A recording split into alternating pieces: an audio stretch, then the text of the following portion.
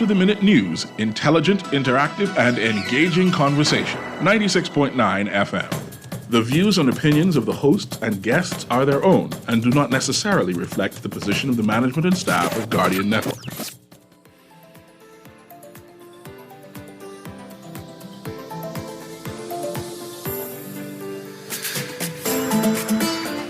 Good morning and welcome to Guardian Radio A.M. Today is Wednesday, May 24th, and it's a little after 11 o'clock in the morning. Once again, this is CA Newry, and I shall be your host today as we have a mashup Wednesday, man down Wednesday, where I am here with Aaron Green, who is the host of On the Clock, and this is Guardian Radio AM, and we talk about what is trending in the news. One of the things that is trending in the news, and I was going back and forth with Aaron about earlier, was I think there was a diesel strike yesterday, right? I'm almost sure of it because WhatsApp went viral and people start complaining. Then all of a sudden news start saying, hey, if you have a diesel truck, or you ain't getting no diesel. And I want to know, was this something authorized or off the cuff? Was this an organized event? Or was it something that one or two retailers, resellers decided to do? And was it illegal? All good questions. Is it a protest at all? Is it a formal protest? Initially, I thought it was a shortage. On Monday evening, someone shared with me a voice note of a very concerned, I think, bus driver who was like, "Man, look here, what's happening? I'm on E. I need diesel. I gotta work. I gotta get my bus home. I gotta get back on the road tomorrow. You know what's happening?" And so it wasn't until Tuesday morning when I saw the headlines that I realized that this is more of a formal or organized something. But it became obvious that not all diesel retailers were involved, not all diesel suppliers were involved, not all trucks or drivers that use diesel had an issue finding diesel. Not everybody, right? And not all commerce, diesel-driven commerce, pun intended, was impacted by whatever actions took place yesterday. But remind me, Aaron, and basically for the listening audience, what is this all about? Why are these resellers, these retailers, gas retailers, demonstrating? I can call it a demonstration. What's a demonstration? Why are they still demonstrating? I thought the government already solved this.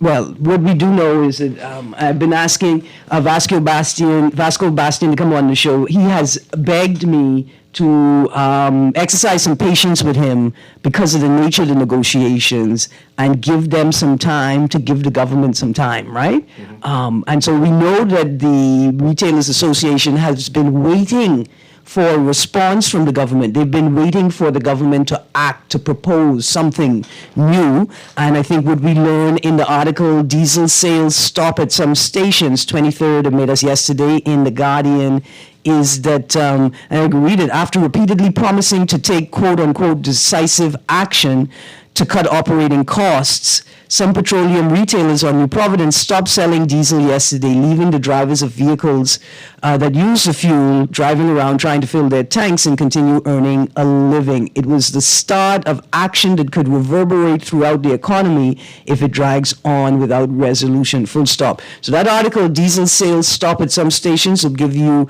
a bit of a breakdown of what had been happening between the Retailers Association and the government, and specifically the conversations with Mr. Halkidas, Senator Halkidas. And I see Mr. Halkidas says no comment at this present time. But I would assume this was a shot above the bow. I guess that's how that quote goes, across right? the bow, yeah. Where it's reminding government that we still out here. We out here and you haven't addressed our issues as yet, right? Mm-hmm. But who did this impact? It didn't impact me because I drive gas. I have a gasoline car, right? So, and I'm trying to say it didn't impact the big trailers and the big business who uses diesel, right? So who exactly did this shortage or demonstration impacted? Because I only hear bus drivers complain. Well, it appears that it's only impacted those business people who rely on retail service, who fuel up their own vehicles, who go to the gas station and fuel up their own vehicles. So we're talking about bus drivers, public transportation system. That's a big problem. And then in the article, tough day for some drivers who need diesel to make a living. some truck and bus drivers, as well as drivers of other vehicles, were scrambling. In that article, we speak to drivers. I think one of them is in the tourism industry and drives a large vehicle that runs on diesel, and they were very, very concerned that what will they do with their tourists? And then we had concerns about people who are projecting and saying, well, what if this extends to gas?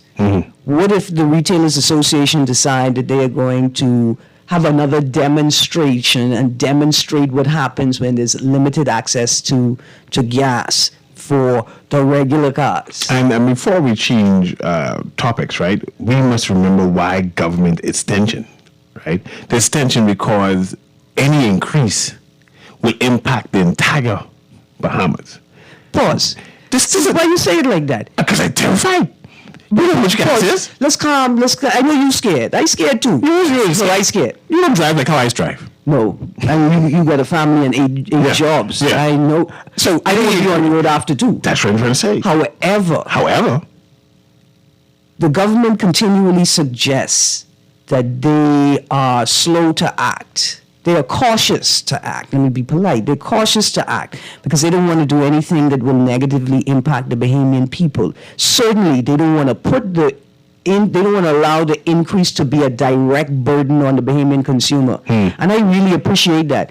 My thing is, why can't the government just take a tax cut? Like, why can't they reduce what they receive? So you're saying, why can't the nurses and the garbage truck take a cut? No. That's what you just said. I'm saying, that's the government. No, why can't the politicians take a cut? A pay cut on their salaries? Yes. They don't make no money now. They make 24. It's okay. They don't produce anything now. They don't produce anything. Man, let's be real. I am being very real. When you say pay cut from taxes, right? We got to understand that these taxes is what pays and runs the Bahamas. That's the nurses, right? That's the doctors. And the politicians' salaries. No, that's the government. No, that's taxes. That's the government. No, that's where the taxes go as well. And because you know how much the MP makes, 24,000. That ain't no money, man. That's like minimum wage. You know this thing called Zoom? Yeah, Zoom. Do you know the impact that it could have on our travel budget if we use it appropriately? Tremendous.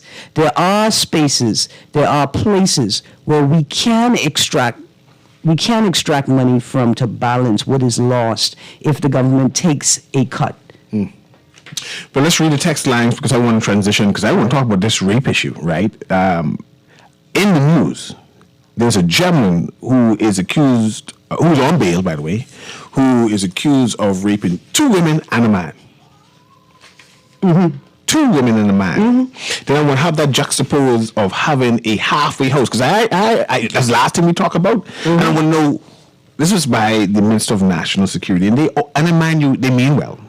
And I'm not dismissing the idea that there isn't a need for a halfway house. I'm just saying that they always put in these type of entities in the inner city where we are the most vulnerable, right? And never consider putting it where the impact is less detrimental. Right? Why can't a halfway house be out west where the people don't have gated communities and cameras anyway, so they're protected? In contrast to, I have little children, small children who walk on the road with people who have issues. And parks where the Wi-Fi don't really Wi-Fi. So why put me in jeopardy? It means that they don't really care about me. Especially... See, and I get emotional here. Especially since Sam Bankman-Fried said that he thought Albany would make a great... environment for a halfway house. He actually lobbied for it. He wanted a halfway house right in Albany. Put it in Albany. Put it in Albany. Just read the text and let's talk about that. And I want to talk about the good reverend, senior reverend. I mean, most venerable reverend. And mind you, this is a decent man. But his commentary, and because it's a tie into rape, I want to investigate because this is one of the reasons why I think a number of pastors, including him, have issue. And I mentioned this before, with this marital rape bill. And we need to investigate what he said. And I believe that's the crux, the root of the concern of men in general regarding marital rape. Let's go to the text. All right. So this, and I want to say this text is from, anyway, this is someone who I was disagreeing with earlier in the show. And they said, no way I want those halfway houses in Baintown. Besides, the residents of those halfway houses won't feel comfortable anywhere else other than the ghettos. Dear texter, come on, man. Come on. Come on. Come on, man. That's not fair. That's not nice. And it suggests that you only see what we call blue-collar crime as crime. White-collar crime is crime too. Not disclosing, according to the Public Disclosure Act, should be a crime, even though it has penalties that we don't follow. Anyway, another text, great show as usual. They need to put the halfway house by my... I forget who was texting me. Mm-hmm. Listen, this is a part of the concern. No, that's a part of the concern, texter. Has the legality of price controls ever been challenged in the courts? Thank you, texter. Now, that was a story in this week, even this week, I think just Monday's Guardian about the increase in prices in the food stores. With their texter, we're going to have to get back to you on that subject, on price control. But the price control is about a certain amount of items, selected items. Not inside the food store is controlled by, what do you call it? Not economy scale, when competition, right? Yeah. Like supply and demand. Forces. Yeah, supply and demand. You don't control their prices, and there's no price gouging. If you're selling a peanut butter for $40, I ain't buying it. I'm going to go to someplace else. Right, so that's not, then eventually that owner who has that peanut butter spoil and say, I need to put this on sale, and I got to put it on sale at half price, and you get it for $20. And I still ain't buying it until it goes down to $7, right? Uh-huh. But so that isn't controlled by price control.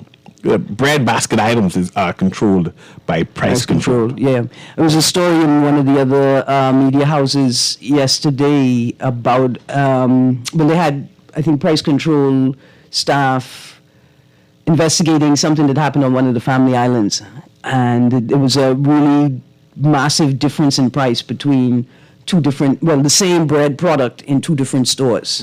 And price control spoke to that and told people what they could do. And say, especially if you found it at another price, at a far better price in another store, return the one that you feel is significantly overpriced, and they must receive it. Just pay extra gas and go back and say, I don't want this bread. Yeah. Yeah, so that's $5 I pay, and they get $2 back. Yeah, right, because it's on the family island. Yeah, that's a far drive. Right, like two food stores right next to each other. It was a significant difference in price, though. It was a significant difference in price. Yeah. Finish reading the text. Go to so, CA, can you name a single product that the price has not increased on in recent years, especially since the pandemic? I'm sure all the prices have increases. I mean, my salary increased once or twice, not much. But I mean, it increased still. It cost of living.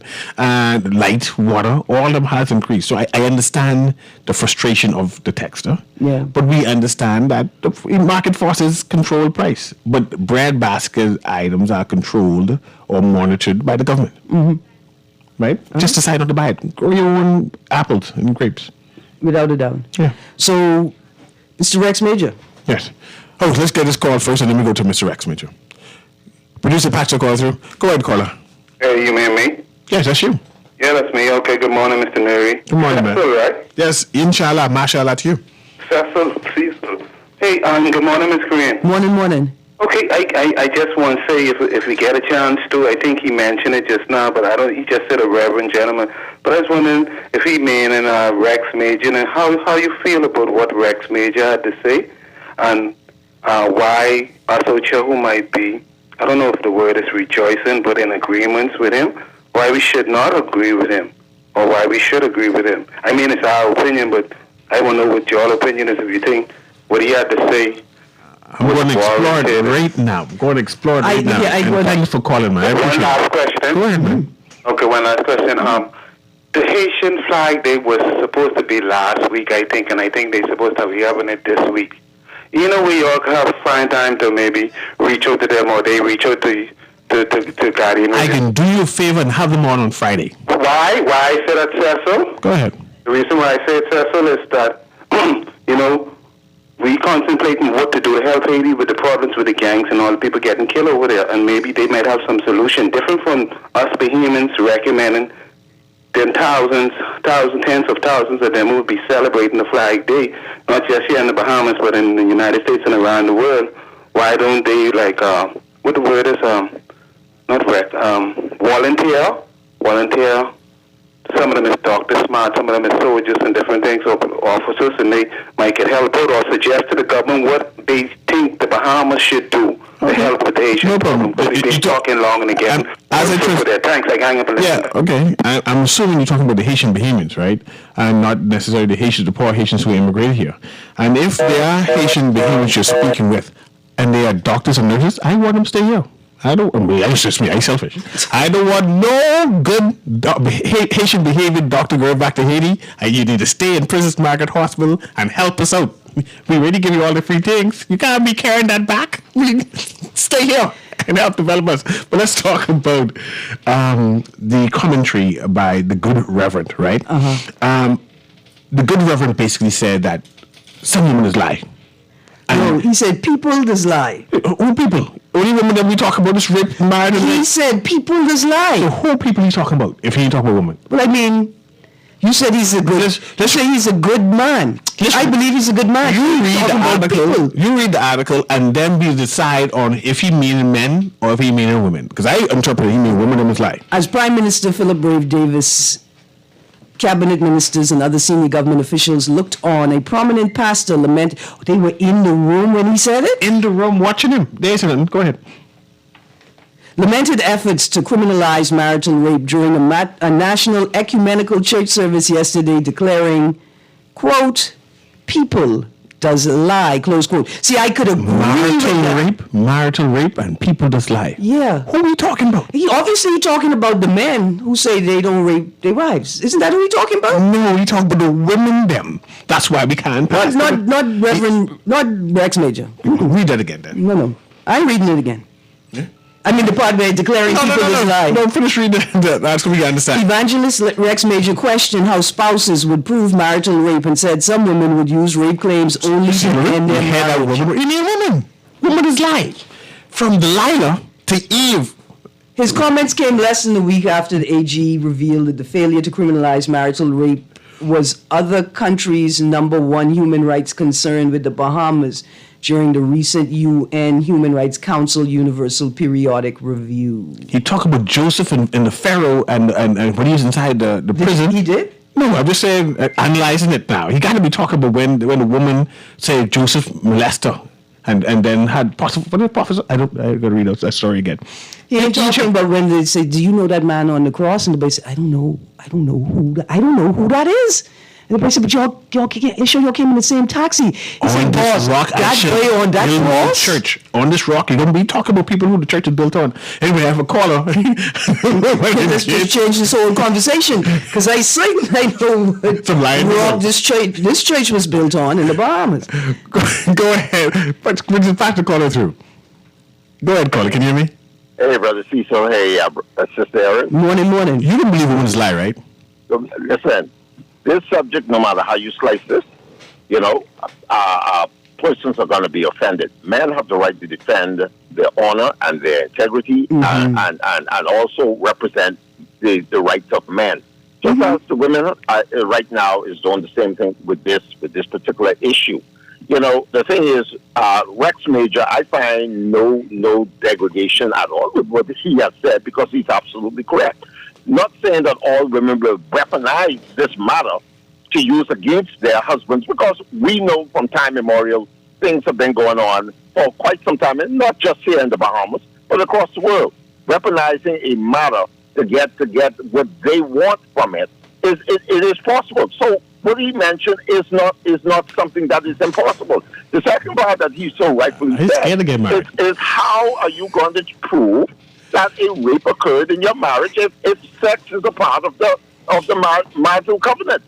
These are the subjects that you sound like Reverend Major. See, Jeff, that's what I say, and that's why I know that Mr. Major, Reverend Major, could not be talking about women alone when he say people just lie. Man's lie. Yeah, everybody does, and I give respect to him because he's a man that I've known well over 40 years. All right, he does not speak off the cuff. This man speaks very definitively. He speaks accurately, and I mean his reputation alone on many of the subjects that he has touched on, as far as the Bahamas and our Bahamian people are concerned. Nobody really found issues with them. Jeff, I appreciate you. Like I said, closing, this matter is a very, very touchy one, and across the divide, people are going to be offended. Thanks, and that's the end of that. Thanks for taking my call. Aaron, Jeff saying the good Reverend have a gift. Why you put Jeff's name in this just now? Good morning, Jeff. I'm glad for your contribution. I will make sure I make this point. Jeff is saying that the good Reverend Rex Major have the gift of discernment, and he has discerned that the woman is lying. So let me ask you a question about this gift of discernment. Can he share it with men so they could determine if the woman can lie before they get married?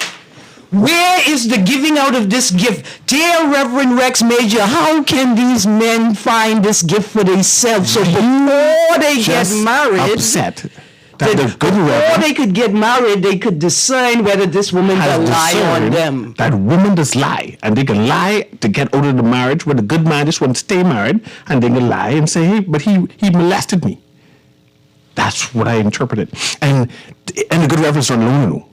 A number of pastors have that subtle thinking in the back of their head. This is why they continue to object. And just that the good Reverend has enunciated publicly, stating this is the point of why we as Christian men believe that this shouldn't pass by, because women does lie.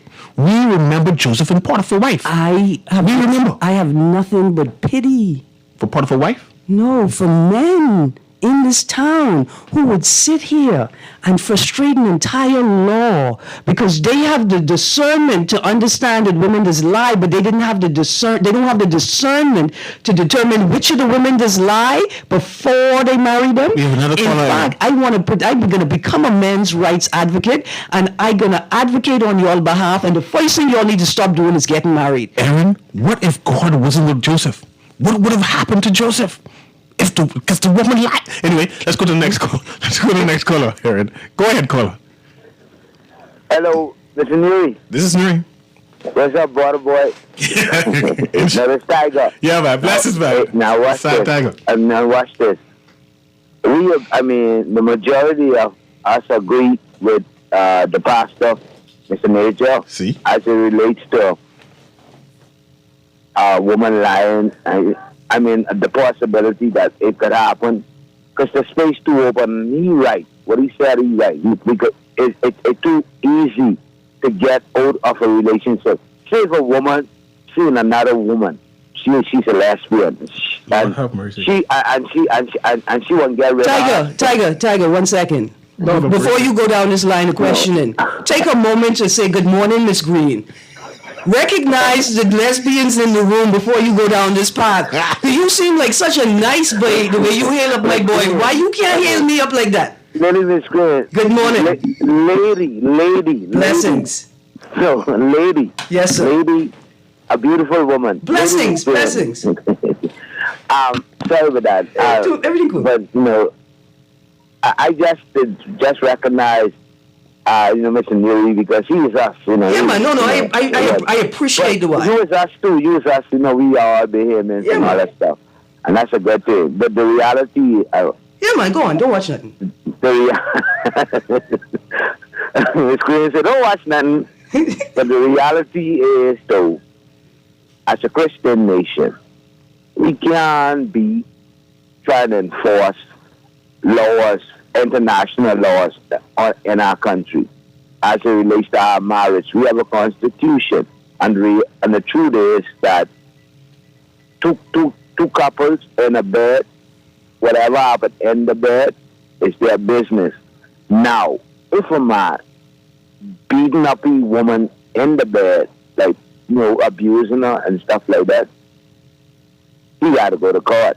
And he have to be charged. And if she want to leave him and she want to get the divorce, well, that's a good thing. Mm-hmm. But other than that, when it comes, open this leg, boy, give me this thing. I can let you go, Sir Tiger. Thanks very much. And see, like I said, Aaron, there's a number of Christian men who are concerned. Mm-hmm. And Reverend Rex Major has said it publicly now, so now we understand that this is a real concern. I'm with that. I okay with that. But here's my... Where do we move from here? Why aren't these reverends, these Christian men, these men of affluence and influence, creating mechanisms to help men protect themselves. So women just lie. And like you say, Newry, apparently they've been lying from Joseph was a potter. Have men not figured out by now, in 2023, in the year of our Lord, that they need to start operating differently? I blame the older men who thought that the world was going to always be the same, even though the Bible they follow and tell them it ain't go so, right? For not preparing, not just young men, but preparing their communities. We say we love marriage and we honor it, and it's the most sacred institution among us. But you look around this place, we don't respect marriage. We don't have institutions that support marriage or married people. We don't even think that people need places for their children to be safe, even though we tell them go get married, be fruitful and multiply. Let's go to the next caller. Go ahead, caller. Ms. Green. Yes, sir. He also mentioned we should discourage same-sex marriage, man on man and woman on woman. My question is, do you think? My question is, do you think that was the right place for him to be saying that? And did you think the Prime Minister and Fred Mitchell them should have walked out or say something about it? I'll hang up and listen. Well, you deep today. Okay, Mr. Newry.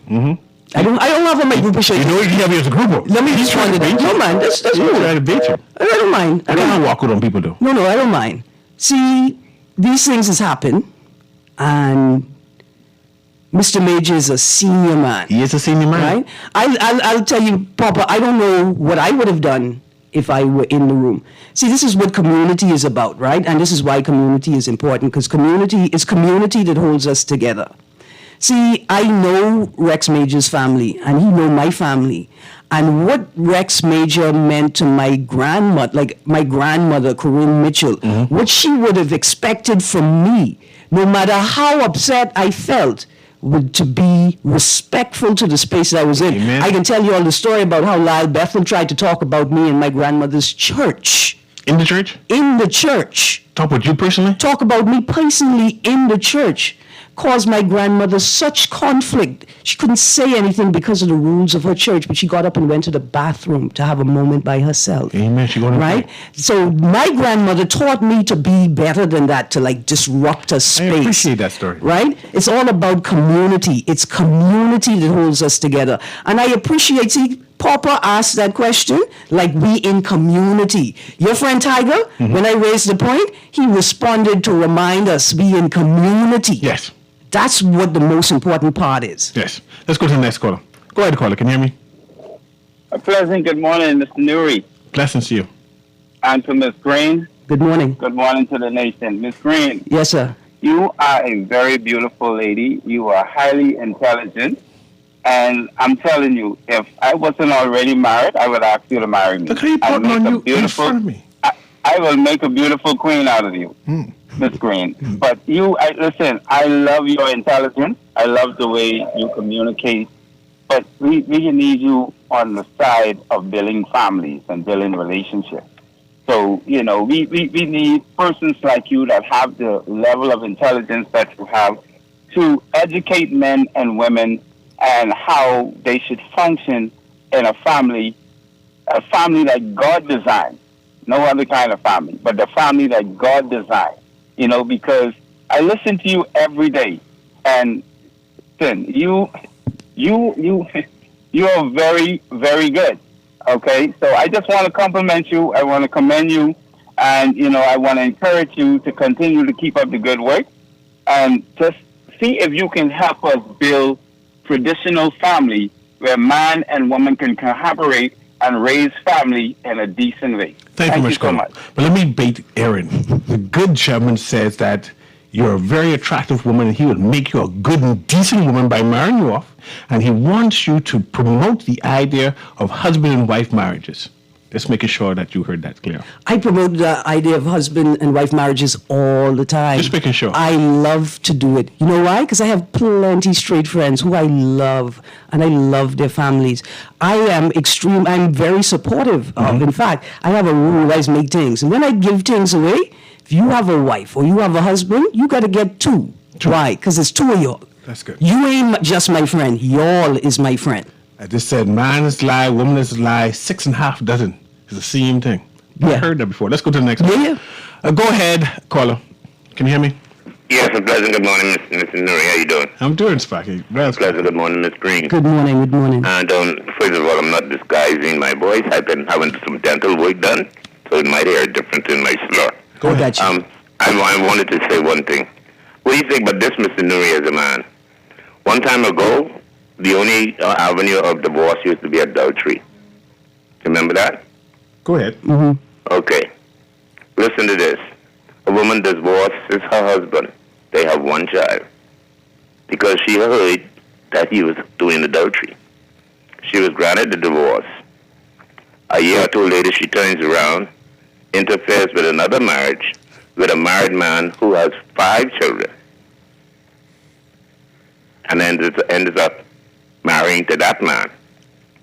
Woman is lied. How you think about that? You get mad because your husband fooling with somebody else, but then you go fool with somebody else's husband. Okay. Take him away and break up a whole family. Think about that. Let me think about it and speak on it. Again, man is lie, woman is lie. 6.5 dozen is the same thing. Well, that's like but for the subsequent paragraphs in the article, I swear to you that Rex Major is saying that people does lie. People does lie, right? But the solution to this problem is not in the criminalization of rape or not criminalizing rape. The solution to this problem is focusing on fixing the environment, helping people make healthier decisions. That's it. Help people make healthier decisions. I tell men all the time, you have the right to not have sex until you are ready. You have the right to plan out your life. You have the right to say to a woman, look here, I is man and I have rules. And these are what the rules are. But better yet, we have the right, if we say we are Christians, to hold firm to the laws, the rules, the doctrine, the scripture and the tradition from the Anglican perspective. Scripture, doctrine, tradition. Hold firm to those things. Okay, I have a next text here, and producer, they're saying that our mics are too loud, so they're hearing it kind of muffled. Yeah. Just in case you can correct that, especially going on to Howard show on the next side. I didn't want them to carry out on you. No. They're just saying that it's so blatant that they couldn't understand, right? And big shout out to the gentleman in Missouri who's listening. This text says, I was trying to call to make this point, but can't get on. I am a happily married man of 12 years, and Aaron is correct. So correct.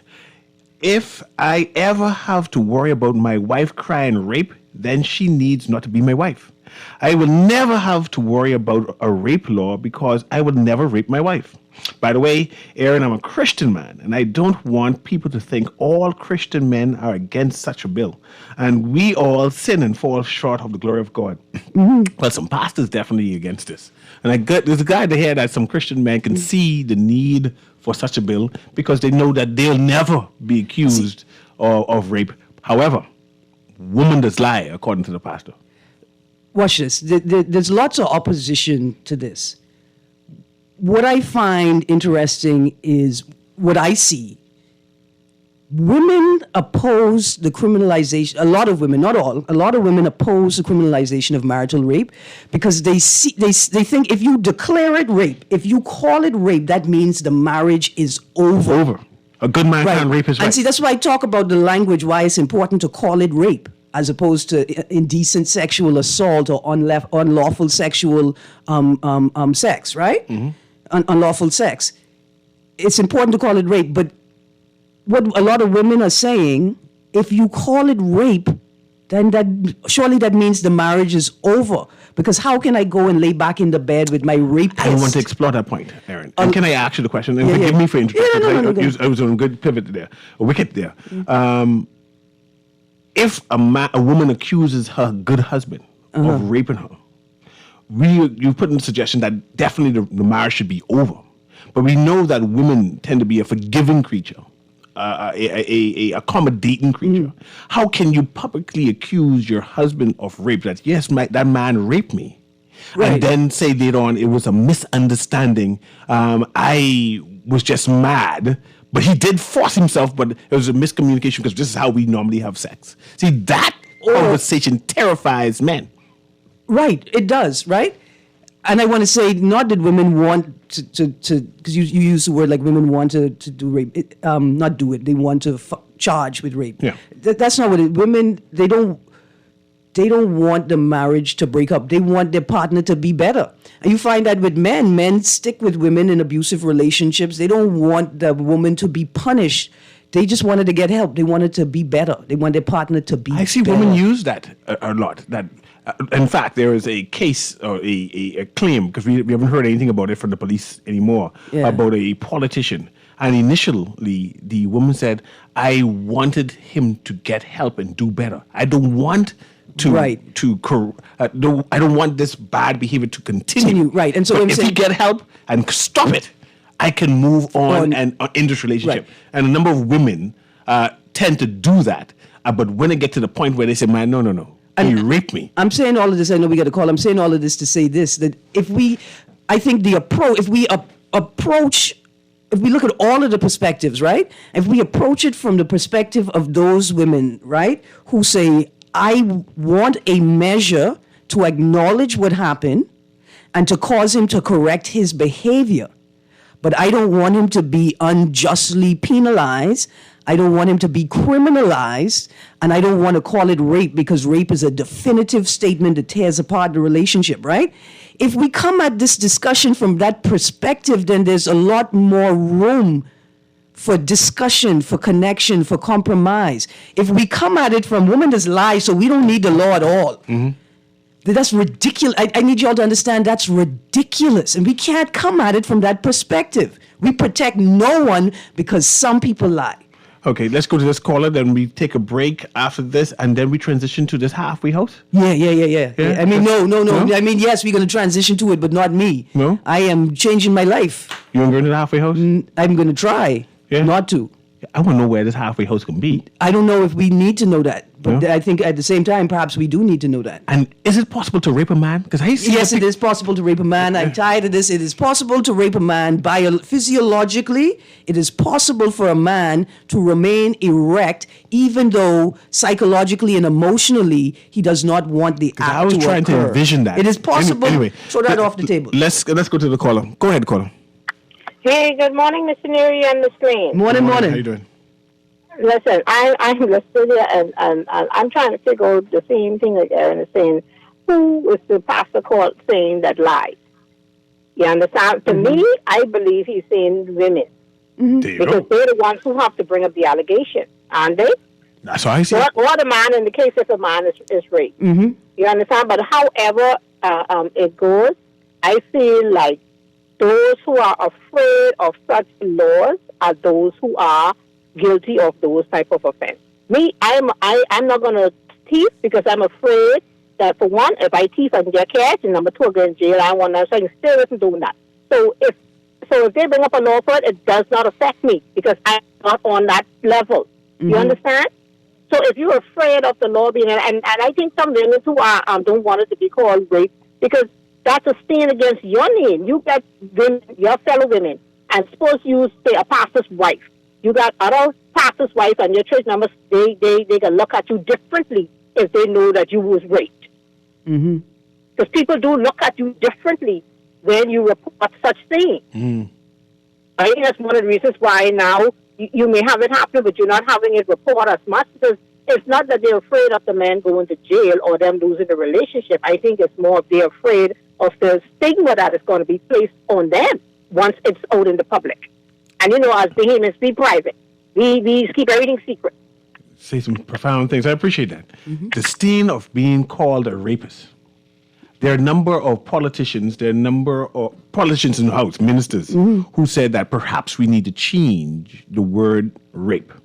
We've seen it inside the dialogue. Say, no, that rape harsh thing, you can't be calling no man no rapist. We can call them something else. Even if they rape a person, you just can't call them that because that goes to their psyche. It diminishes a man in such a way that you can't call a husband a rapist. Even if he actually is proven guilty of committing the crime you just of can't rape? call a husband a rapist. You can call him an abuser. No, you can't call your husband a rapist. You call him an abuser. Right, because say to remain in a relationship with someone who is a rapist is to suggest that you are worth nothing more than to be with a rapist, right? I could appreciate that. How does the relationship maintain?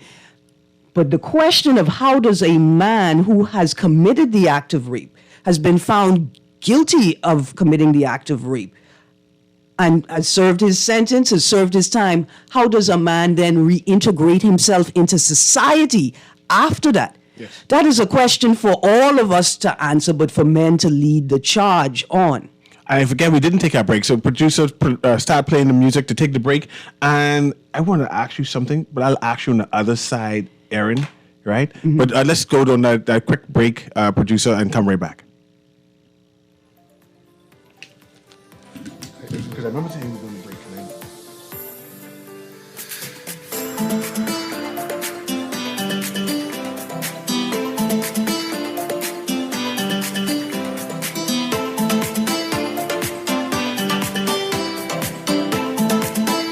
Always on the go? Missed the show? You can now listen to Guardian Radio talk shows anytime, anywhere on Spotify and YouTube by searching Guardian Radio 96.9 FM or by entering the name of your favorite show. You can also listen by logging on to GuardianTalkRadio.com and clicking on the podcast tab. Guardian Radio, continuing to provide you with fresh news and smart talk anywhere, anytime, all day. Love the show? Want to give your support? Become a sponsor today. Call 302-2300 for our rates and packages. That's 302-2300. Become a sponsor on Guardian Radio 96.9 FM. Fresh news, smart talk, all day. The new Guardian Radio app is here. Listen live to all our Guardian Radio shows and live video stream select programs in our studio. Get information about Guardian Radio shows and our hosts. Send messages, including text, email, and even call. All from our amazing new Guardian Radio app. Download it free today in your App Store for your Apple device or Play Store for your Android device. The all-new and improved Guardian Radio app.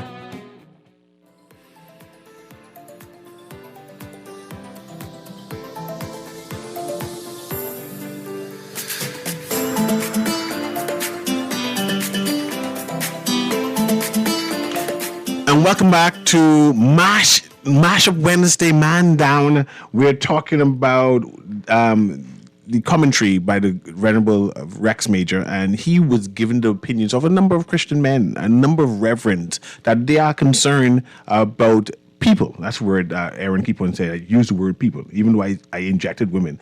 That people does lie, and that perhaps the people does lie about rape. But I want to say this, Aaron.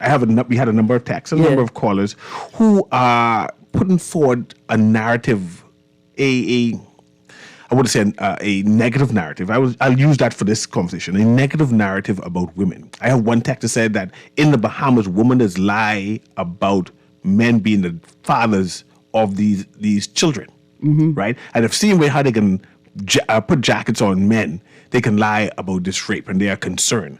My question to you is, are you concerned that a number of men have this in the back of their head, a negative outlook of women who they eventually married? Yes. What does it mean psychologically? What does it mean? What is the psychological state of our men if they all believe this?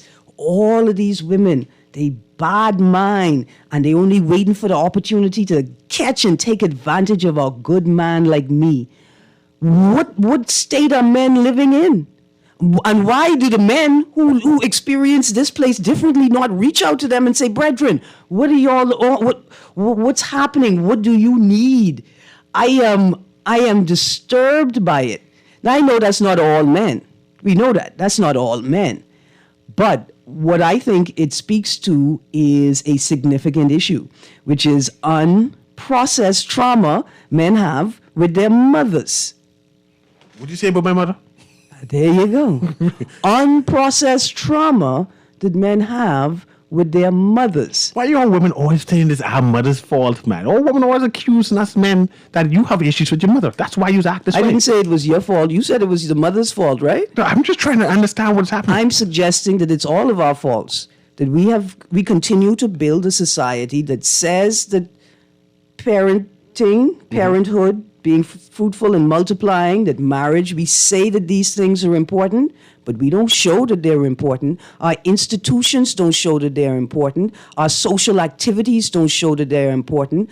Our public infrastructure doesn't show that it's important. Our regard for each other does not show that it's important. And so I feel a profound sympathy for not just men, but for people who have been socialized into behavior that they don't understand. So let's use this last 7 minutes to talk about this halfway house. Yeah.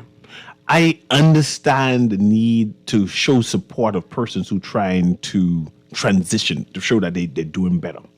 Mind you, I think our resources needs to be used for single women who need housing also, because there's a housing shortage. A housing crisis. Right? I think there are a number of indigent Bahamians who need to have access to housing. And we need more housing, geriatric and elder senior residential. Senior people, elderly persons. And so I find it uneasy that we're concentrating on, they say reform or reforming criminals. But see, you know what is even... Other Bahamians haven't broken any law yet. They ain't getting that support yet. And you know what's even more problematic? It's the question, how many people want to be on parole? How many people want to be on parole versus fulfilling their sentence entirely and being free of the state? And see, Aaron, the inner city is crowded, right? It's crowded with people fighting over and competing against scarce resources. Yeah. So the crime is always going to be there because it's competition. And the density and the density, right? And I'm saying more than likely these halfway houses is going to be next to a school. More than likely these halfway houses is going to be next to a church, next to young people and women and vulnerable people. I'm not sure that Bahamians should be subjugated to this. I'm not sure if I'm supposed to be forced to handle this. I'm saying that if you're going to consider a halfway house, put that out west. Culturalize these criminals or ex-criminals or transition. Say, hey, you can live this quality of life if you be good. Put it against people who have gated communities and who have the resources to have cameras. I don't have the resources to have a camera. I don't have the resources to have a high gate, to be on guard. I can't watch my child 24/7 if she goes into the park, right? That could happen out west. So I hear you cry for the halfway houses, right? But I'm saying that you are blatantly attacking me again. It's like you don't want me to survive. Here's the thing. I think studies will show that reintegration is more effective when people reintegrate, I think, into communities they're familiar with and into spaces, maybe not the same community, but spaces that they're familiar and comfortable with, right? But the question arises, what if these people were locked up for terrorizing people in their own communities? Lord have mercy. Right? Like, what? Tell us more about this program. Tell us what reintroduction to communities will look like, right? We need to know more. Tell us, how do you determine who goes where? Do they have to have a family in that community, a household that they could check in with? What if it's domestic, right? What if the crime is domestic violence or of a sexual nature? Will these want a person who was committed for rape be in a halfway house in my neighborhood? Right. Will they wear ankle bracelets? Will those ankle bracelets actually be monitored real time? As opposed to, oh, you suspect him of something? Let me check the records. Right? And like you say, what if it's a crime of a sexual nature? How close to the park will the halfway house be? How close to a school will the halfway house be? How close to a liquor store will the halfway house be? How will you monitor the halfway house? What are the rules? Who's allowed to be in the halfway house? Who will be paying for it? I could be paying for the people to be in my neighborhood too? Yeah. And what if the halfway house has better amenities and facilities and infrastructure than people in the community around it? How are these things being considered? Who are you talking to about them? How are we making these decisions? And they want me to support this? We got to support it. Oh, I ain't got to do nothing but pay taxes. That's it. You can support it one way or another. This is not what you told me at the beginning of the show, Mr. Newry. I did. But it is a serious question. Where is the money coming from? But more importantly, and I know this is an aside, it appears, but who say they won't be on parole? Who said that they wanted to be on parole versus fulfill their entire sentence and be free of this? The prison's build crowded. a new prison. We need to get them out of the prison and I could be honest with you. At some point, somebody gonna have to pack up their briefcase, put all their papers in it, the little tea bag, the cream cracker, the biscuit, the little lunch bag they get from the fancy meeting, like when Water and Sewage having board meeting at a hotel versus at their conference room, right? Let one of them pay for it. Let one of them pay for it. Because it appears as if you telling me it's so difficult keeping these prisoners in the prison, we gonna have to let them out on the streets. It's so difficult governing the country, we gonna have to ignore the Constitution. It's so difficult finding foreign direct investment, we gonna have to ignore the rules about environmental protections. At some point, somebody gonna have to say, I'm not prepared to do the job. I'm ready to go home. Iggy. It's been Guiding Radio in the AM with CA Newry, and of course, it's a Mash Up Man Down Wednesday with Aaron Green on the clock. And you have a beautiful day. That was good. I was.